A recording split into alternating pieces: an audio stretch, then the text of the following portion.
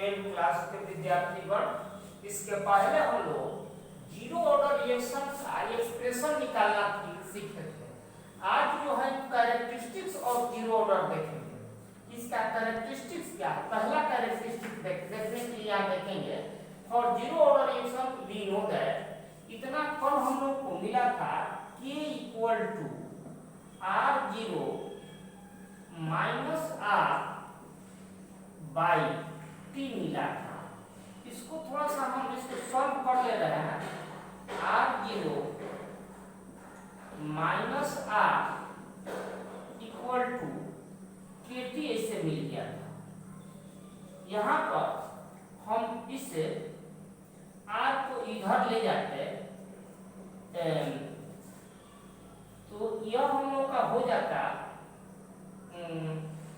यह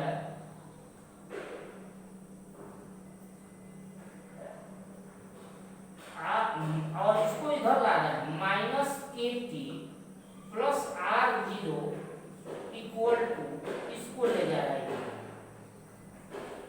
equal to R0 कौन ले रहा है? इसको इस साइड में ले रहा है और इसको इस साइड में ले आए।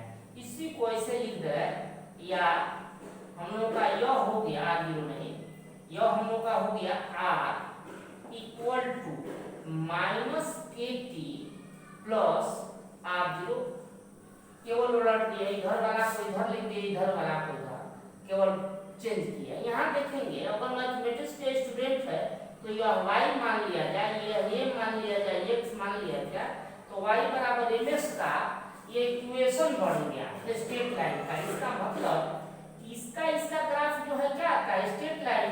तो इसमें इसका और इसका ग्राफ आएगा स्ट्रेट लाइन। एक को यहाँ स्लोप कहते हैं तो यहाँ माइनस के को स्लोप कहते हैं। ये बहुत इंपॉर्टेंट आता है बोर्ड में। Therefore the graph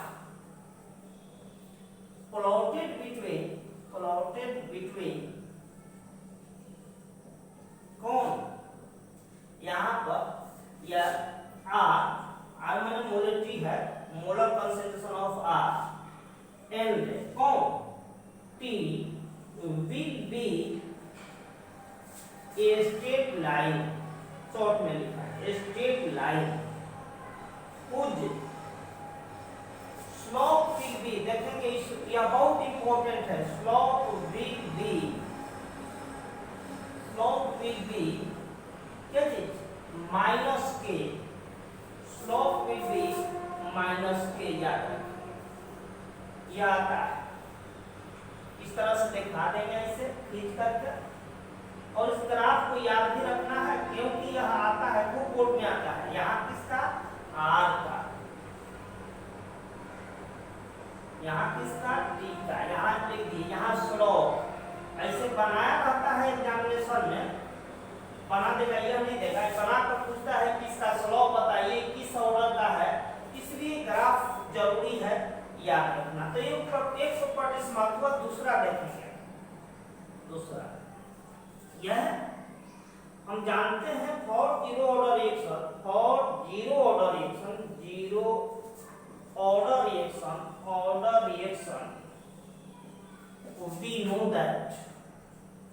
we know that यह मिला था T half equal to 1/2K into मिला था इस तरह से R0। अगर इसे यह कांस्टेंट इसको मान लेते तो T हाफ डायरेक्टली प्रोपोर्शनल हो जाता R0 का। Therefore T half directly proportional हो गया R0। फिर 1/2K इक्वल टू कांस्टेंट। इसका मीनिंग क्या हुआ? इसका मीनिंग यह हुआ कि T हाफ जो है डायरेक्टली प्रोपोर्शनल होता है R0 का, initial concentration of the reactant का। इसे लिख देंगे therefore T half means half life period of zero order reaction खूब आता है ये reaction is directly proportional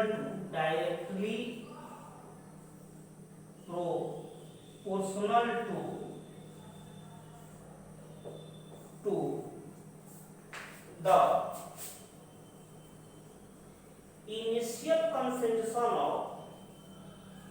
initial concentration of reactant।